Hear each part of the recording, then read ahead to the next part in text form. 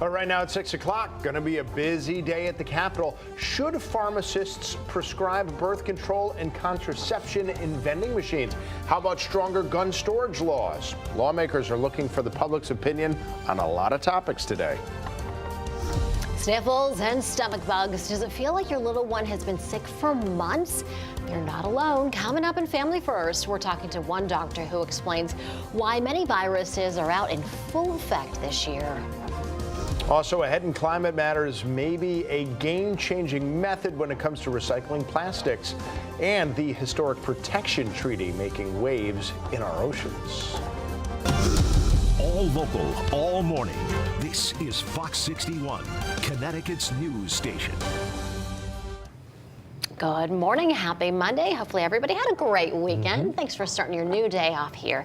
I'm Erica Arias. And I'm Tim Lammers. Good morning. Let's get right over to Matt Scott so we can talk about how today and the week is looking. And for the most part, I think pretty quiet here these next few days. Mostly, yeah. I don't have any major issues on this end of the studio. How was your weekend? I was very good. I was just going to say, you had a good weekend? Yeah, yes. We're good. Rest? We hope you're rested as well, ready to take on the first full week of March in the weather calendar, we should say. Breezy, sunshine, mild temperatures. Winds are going to be kicking up a little bit, but really a decent amount of sun. Clouds come in later on, and then we've got a little clipper that's going to clip by to the south. Should not be an issue. 7 is quiet.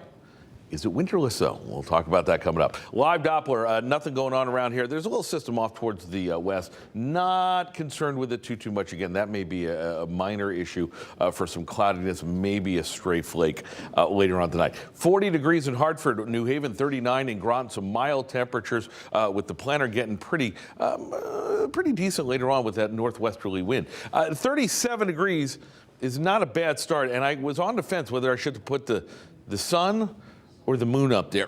Sunrise coming up in a few minutes. It's getting there already. Partly cloudy later on. You see the increase in clouds, 46 degrees. That's still pretty mild for a March day. Talk about the week ahead, see if there's any issues coming up. Any issues on the roads? Lauren's got to look at the roads. Good morning to you, Matt. Hopefully you had a good weekend. Hopefully everybody had a good weekend. Happy Monday. We did have one area of concern, Route 4 out in Burlington. There was a car versus a pole. That crash is cleared. Traffic is moving smoothly out there. We do have some construction down in the Groton, New London area. This is on the northbound side of I-95. Just one lane is blocked. Just be mindful of this if you are in this area and typically head northbound for your morning commute. It's going to be a few hours. Also over in Meriden, we are seeing some heavier volume on the southbound side of I-91. Doesn't say that there's a crash or anything according to the DOT website, but we are just going to monitor this in case it ends up moving into something. In the Hartford area, 91, 84, Route 2, all looking great this morning. Taking a live look out in Wethersfield, traffic is moving smoothly out on I-91 right near Old Wethersfield, exit 26, Great Meadow Road. New Haven drive times looking great this morning. And then as we move into the Bridgeport area, we're starting to see that light to moderate volume start to build for the 6 o'clock hour. On the southbound side, the Merritt Parkway, not looking too bad. We'll check back in on the roads coming up at 6:30. Tim and Erica, good morning. Okay. All right, thank you so much. It is, 6:03 this Monday morning. And today, the debate over gun control in Connecticut is going to take focus in Hartford. A public hearing is being held on a legislative proposal by Governor Lamont. He and advocates argue that it's going to curb gun violence in towns and also in cities. And so we're checking in with Fox 61's Angelo Bavaro. He's live at the Capitol right now in Hartford to break down what this legislation entails. Erica, Tim, good morning. And the governor's plan includes a long list of measures that will tighten Connecticut's already very tight gun laws.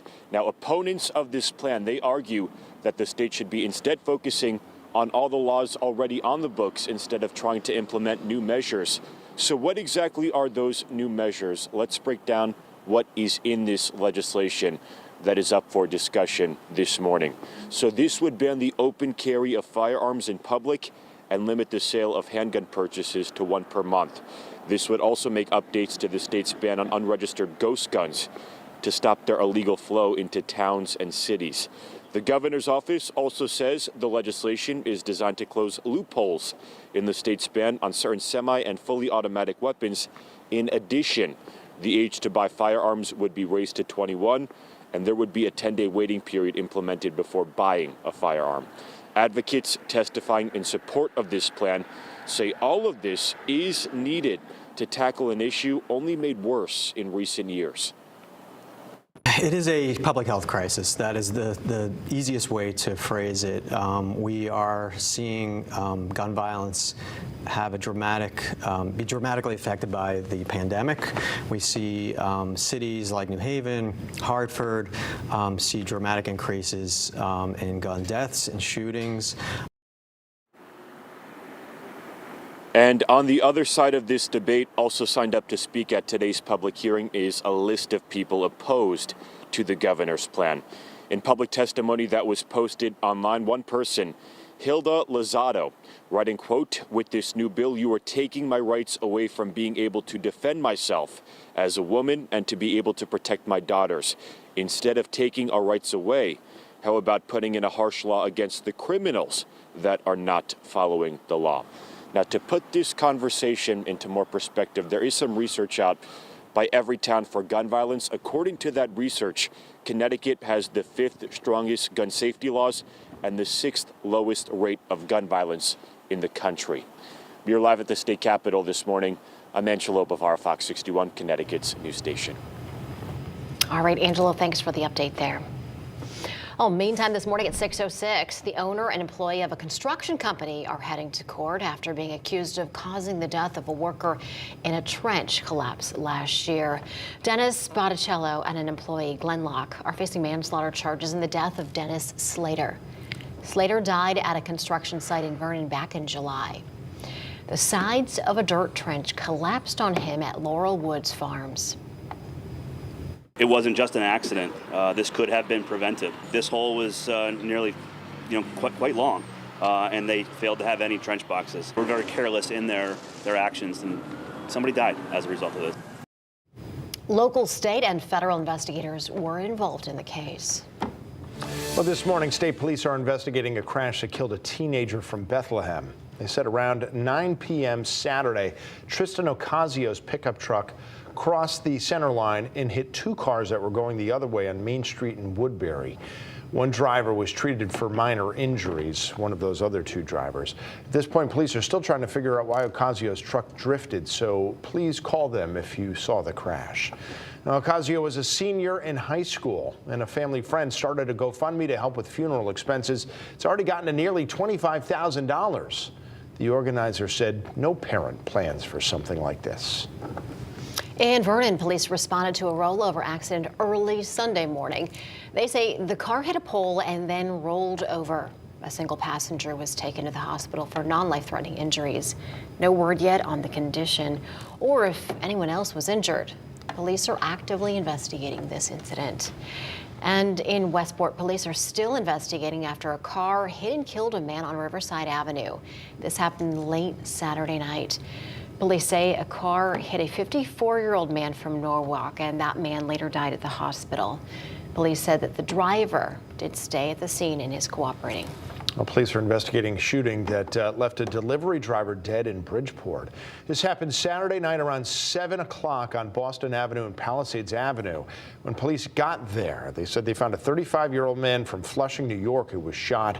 They believe the victim was a Chinese delivery food driver in the area. No arrest has been made as of now. A new Meriden restaurant is asking for help after their smoker was stolen over the weekend. 2 broke chicks, well, they just opened back in January, and now the owners are searching for their smoker after they walked in and they found that it was stolen on Saturday. They're asking anyone who might have any information, please report it to them or the Meriden Police Department. Now, despite having their smoker stolen, the 2 women, well, they're just pushing forward. They're staying open, and they're saying this business, the fact that it is open, is a dream come true.